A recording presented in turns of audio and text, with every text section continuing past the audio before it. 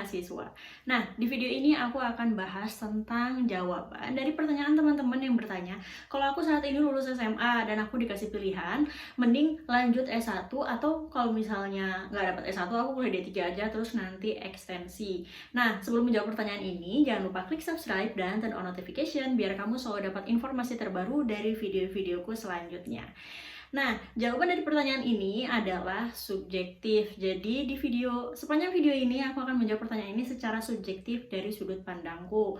Nah, masing-masing yang perlu kamu ketahui adalah baik kamu memilih D3 terus nantinya lanjut ekstensi atau kamu langsung memilih kuliah di jenjang S1 punya kelebihan dan kekurangannya sendiri-sendiri. Nah, di sini aku akan bahas dulu tentang lanjut kuliah yang D3 terus nanti ngambil ekstensi.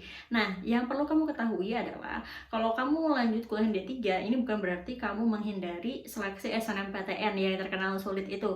Jadi untuk program D3 itu kamu juga ada proses seleksi namanya SNMPN.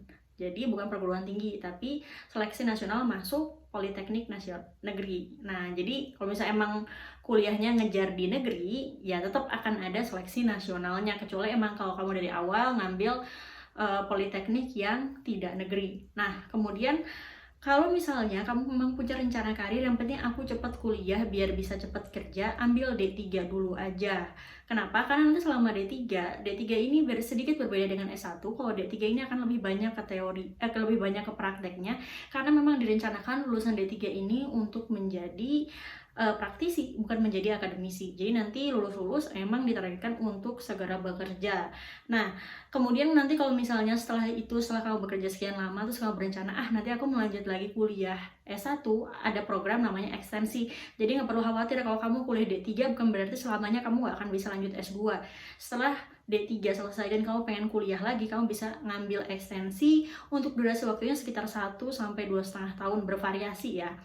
Dan setelah itu kamu masih bisa lanjut S2 dengan gelar S1 yang tadi kamu dapat dari ekstensi tersebut. Nah, terus kelemahannya adalah kalau kamu kuliah D3 dulu, terus udah itu nanti lanjut ekstensi adalah durasinya mungkin tidak pas 4 tahun, tapi lebih dari itu. Kenapa? Karena kalau ekstensi ini nggak mesti 1 tahun selesai. Kan kita mikirnya gini ya, kalau kuliah D3 itu 3 tahun, terus udah itu ekstensi kan cuma melengkapi mata kuliah yang nggak didapat ketika kita D3. Jadi kalau misalnya S1 itu 4 tahun, berarti kalau D3 cuma kurang 1 tahun. Berarti kuliah ekstensi cuma 1 tahun aja. Nggak kayak gitu. Jadi kuliah ekstensi itu bisa lebih dari 1 tahun. Apa aja sih yang mempengaruhi itu?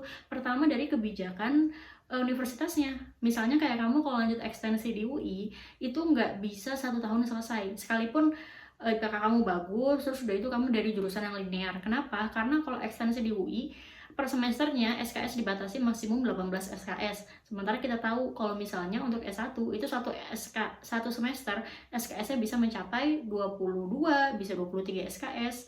Ya tergantung IPK-nya ya. Nah, bayangin aja 18 ke 23 SKS itu beda 5 SKS. Yang artinya kamu akan butuh waktu lebih lama untuk menyelesaikan ekstensi itu. Nah, terus udah itu beda lagi kalau misalnya ngambil yang agak sedikit berbeda, jadi nggak benar-benar linear sama dengan program D3-nya nih ekstensinya. Ya otomatis jumlah mata kuliahnya yang harusnya kamu ambil akan lebih banyak. Yang artinya durasi kamu untuk program ekstensi ini jadi lebih lama. Dan juga artinya kuliah kamu D3 plus ekstensi ini mungkin akan selesai dalam waktu 5 atau sampai 6 tahun. Sementara kalau kamu emang dari awal pengennya kuliah untuk menjadi akademisi, saya sarankan ngambillah kuliah S1 aja. Dan ini juga alasan saya lebih prefer ke kamu kalau mau ngambil kuliah S1 aja dari awal. Jadi ini alasan yang kedua. Kenapa harus ngambil kuliah S1? Nah, untuk kalau ngambil kuliah S1, kalau kamu punya rencana karir untuk menjadi akademisi, itu yang pertama. Terus udah itu kalau kamu pengen memperkuat di teori, ambillah di S1, karena S1 ini akan lebih fokus ke teori dibandingkan praktek. Oke, untuk S1 mungkin memang ada praktikum, ada studi lapang, terus nanti juga akan ada internship, akan juga ada PKL atau KKN, tapi bobotnya tidak seberapa dibandingkan dengan yang D3. Kalau kamu berencana memang, aku pengen fokus nih untuk memperdalam teoriku, maka kuliahlah di S1. Jadi itu yang membedakan antara S1 dengan program diploma ya, D1, D2, D3, dan D4. Nah, juga kalau misalnya kamu memang berencana kuliah dan pengen menghemat waktu, maka kuliah S1 aja, karena S1 itu standarnya ya 4 tahun, atau kalau enggak beberapa tempat kuliah itu misalnya kayak di UB nih ya, semua mata kuliah udah selesai di semester 6. Terus udah itu kalau misalnya skripsian, anggaplah kamu skripsian cepet banget, 3,5 tahun udah bisa lulus. Terus kalau kamu berencana untuk berkarir menjadi akademisi, ini adalah kesempatan yang tepat, kamu bisa lanjut langsung kuliah S2. Sementara kalau misalnya kamu D3, terus nanti ekstensi lagi, nanti bisa lama waktu di ekstensinya. Jadi teman-teman kami yang S1 udah lanjut kuliah S2, kamu masih berusaha menyelesaikan ekstensi dulu baru bisa lanjut kuliah S2. Nah, kira-kira ini kelebihan dan kekurangan yang bisa kamu pertimbangin kalau misalnya mau lanjut D3 terus nanti ekstensi, atau kalau emang mau dari S1 langsung S1 aja, nggak perlu ekstensi dulu. Terima kasih sudah menonton video ini sampai akhir. Kalau kamu punya pertanyaan lain seputar ekstensi atau apapun, bisa tanya di kolom komentar di bawah ini. Dan terima kasih sudah menonton video ini sampai akhir.